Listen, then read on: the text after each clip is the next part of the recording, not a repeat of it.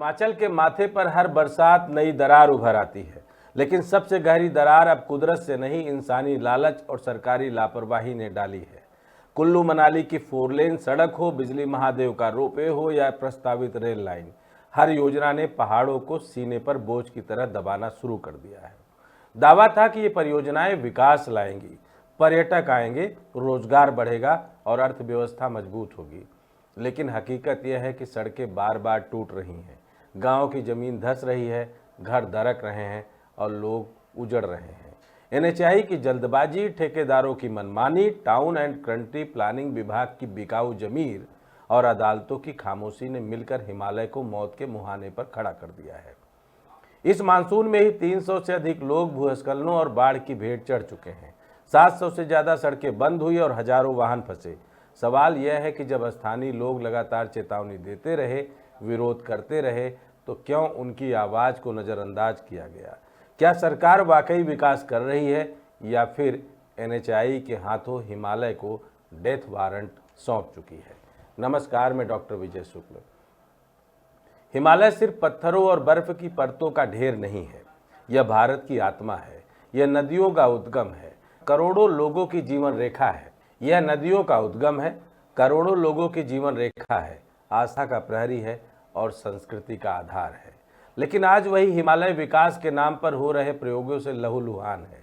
नाम है 4 लेन, rail line और रोपवे। जरा सोचिए कि भूतनाथ मंदिर बनाने की औकात न रखने वाले विधायकों और मंत्रियों को रोपवे बनाने की अपनी आन पड़ी है। मुनाफा ज़्यादा या फिर कोई और मजबूरी, राम जाने। लेकिन दावा है सुविधा का, लेकिन असलियत है विनाश की। और इस विनाश का सबसे बड़ा ठेकेदार बन गया है एनएचएआई। 26 अगस्त 2025 की सुबह से ही भारी बारिश और भूस्खलन ने हिमाचल की सांसें रोक दी।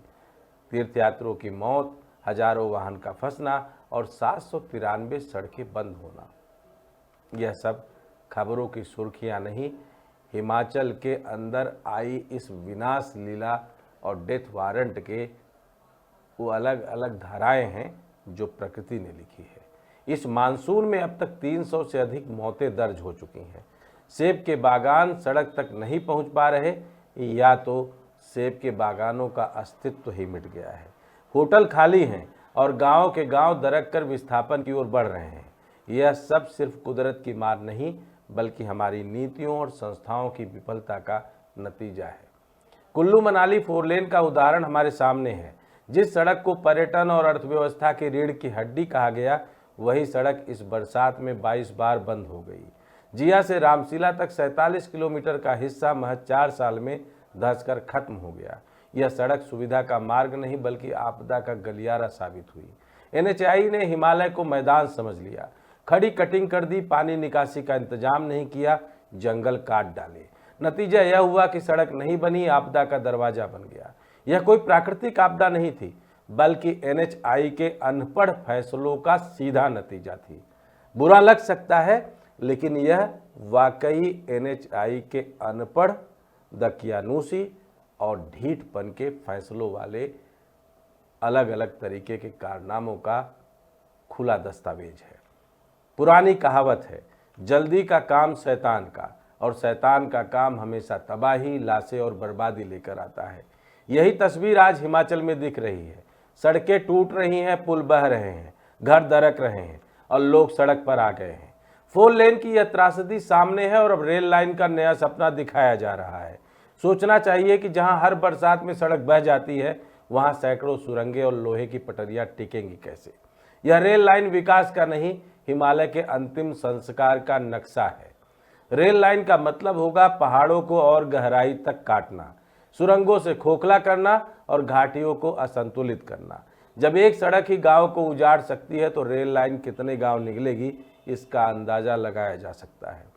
बिजली महादेव का रोपवे भी इसी सोच का हिस्सा है। सदियों से लोग श्रद्धा के साथ पैदल यात्रा कर दर्शन करते रहे हैं। यही गांव की अर्थव्यवस्था और परंपरा का सहारा भी था। लेकिन अब रोपवे के नाम पर जंगल काटे गए, खंभे गाड़े जाएंगे और आस्था को टिकट काउंटर में बदल लिया जाएगा। श्रद्धा का रास्ता छोटा जरूर होगा, लेकिन नुकसान जो होगा वो अस्थायी होगा। हर मानसून में खंभे दरकेंगे, पहाड़ कटेंगे और सदा का संतुलन हमेशा के लिए बिगड़ जाएगा। और इसमें कोई गुरेज नहीं कि हो सकता है बिजली महादेव का पूरा अस्तित्व खत्म हो जाए। सोलांग के पुल की कहानी आपको याद है। 2022 में राजा वीरभद्र के द्वारा शुरू किए गए इस पुल के अपने शिलान्यास कार्यक्रम से लेकर इसके सत्यानाश तक की पूरी कहानी आपने चलते हुए देखा है।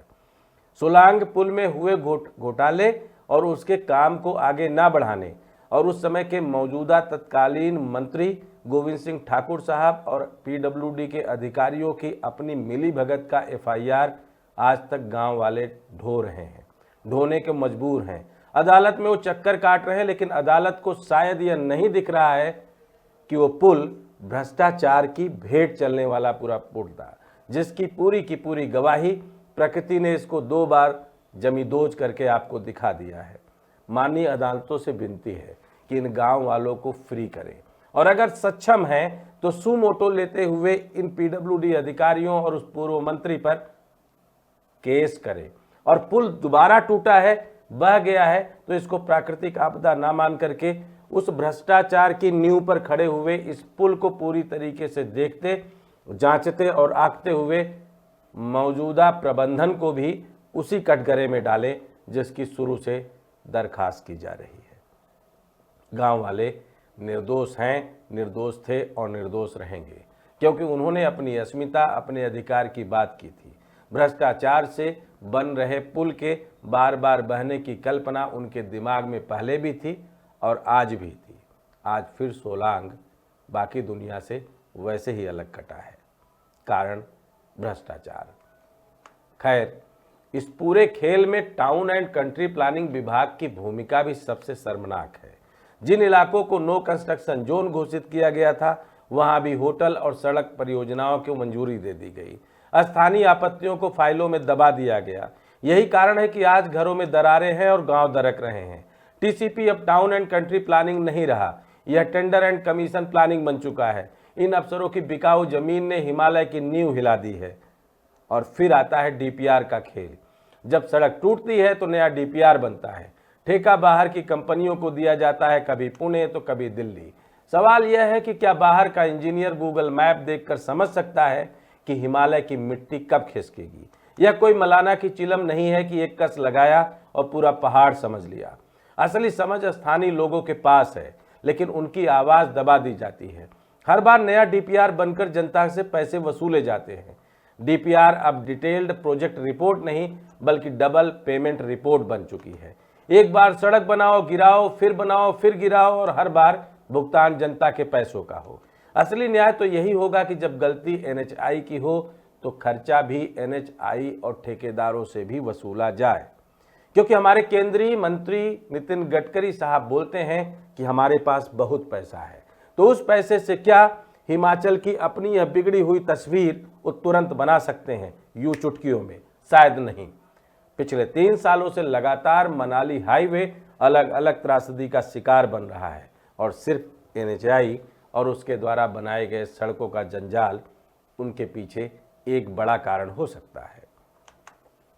यहाँ सवाल माननीय अदालतों और एनजीटी की भूमिका पर भी आता है।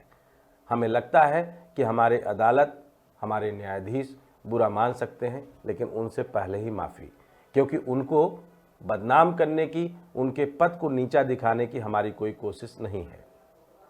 साफ है कि जब छोटे छोटे मुद्दों पर स्वतः संज्ञान लेकर अदालतें सक्रिय हो जाती हैं तो हिमालय की इस चीड़ फाड़ पर खामोश क्यों है? एनजीटी का दोहरा रवैया भी सबके सामने है।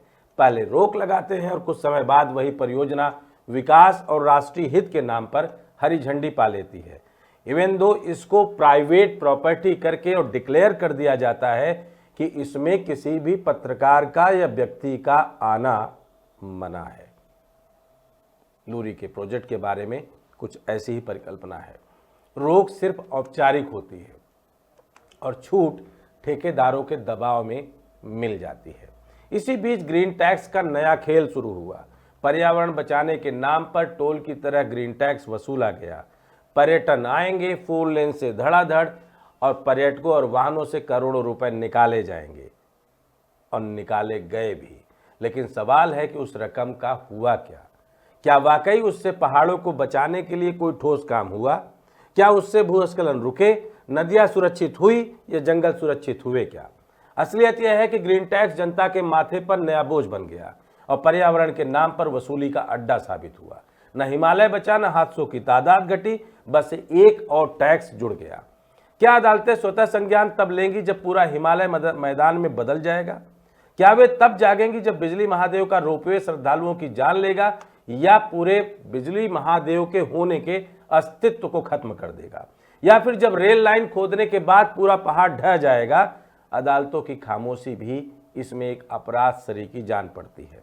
अगर अदालतें और एनजीटी सही समय पर कदम उठाती तो आज यह स्थिति नहीं होती। इसलिए कहना गलत नहीं होगा कि उनकी चुप्पी भी इस आपदा में हिस्सेदार है। हकीकत यह है कि घर गए, आंगन गया, बाग बगीचे गए, गाड़ियां गई और जिनकी जान बची वे सड़क पर आ गए। और सड़क भी वही जो हर बरसात में बह जाती है। यही है हिमाचल की असली त्रासदी। और अब की ताज़ा तस्वीरें देखेंगे तो आपको लगेगा कि 4 लेन के नीचे से पानी जिस तरीके से बह रहा है वो साफ बता रहा है कि बिना लेखवाल पटवारी के इन नदियों ने, इन नालों ने, पानी के बहाव ने अपना सही रास्ता खोज लिया है, जिनके ऊपर बड़े बड़े डीपीआर बना करके कुल्लू और मनाली में बस अड्डे की कल्पना की गई थी, जिनके ऊपर आपने 4 लेन रोड बनाया है। लेकिन इस अंधेरे में एक चेतावनी भी है। हिमालय हमें बार बार कह रहा है कि अगर हमें बचाना है तो हमें उससे प्रेम करना होगा, उसे समझना होगा। पहाड़ सुविधा के खिलाफ नहीं है, न हम सुविधा के खिलाफ हैं, लेकिन सुविधा के नाम पर उनके अस्तित्व का सौदा नहीं किया जा सकता। पर्यटन का अर्थ यह नहीं कि हर घाटी में 4 लेन हो और हर मंदिर तक रोपवे। पर्यटन का असली मतलब है कि लोग पहाड़ देखने आए, उनकी संस्कृति और उनके प्रकृति का अनुभव करें।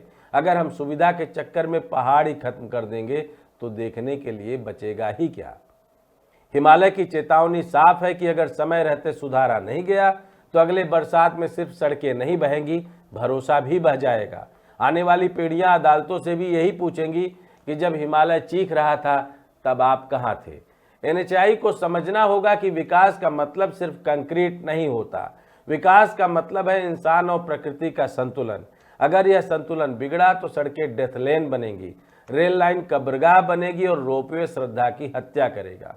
यही वक्त है कि हम ठेका संस्कृति और बिकाऊ जमीर को ठुकरा कर स्थानीय अनुभव और कुदरत की नब्ज को माने, वरना हिमालय हमें माफ नहीं करेगा। यही है हिमाचल की असली कहानी, जहां सड़कें बनती नहीं बहती हैं, जहां रेल लाइन का सपना कब्रगाह की रेखा खींचेगा, जहां रोपवे श्रद्धा को कारोबार बना रहा है, जहां टीसीपी बिक चुका है, जहां डीपीआर ठगी का दस्तावेज है, जहां ग्रीन टैक्स जनता की जेब पर बोझ है और खुली लूट है, और जहां अदालतें खामोश बैठी हैं। अब समय आ गया है कि यह सवाल जोर से पूछा जाए कि डेवलपमेंट की बजाय डेथ लेन तो नहीं बना रहा एनएचएआई? और क्या हमारे सत्ता सिस्टम और हमारे हुक्मरानों ने एनएचएआई को डेथ वारंट जारी कर हिमाचल के खात्मे का आदेश तो नहीं दिया है?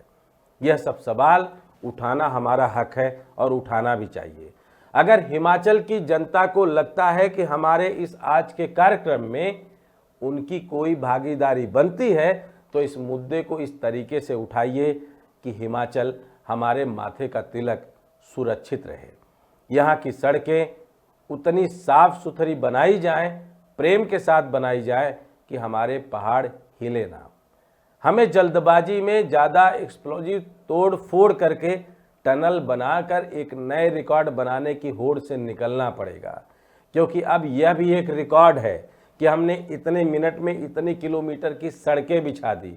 जेसीबी लगातार पहाड़ों को इस तरीके से उधेड़ती है जैसे मानो पहाड़ नहीं उनके दुश्मन हो।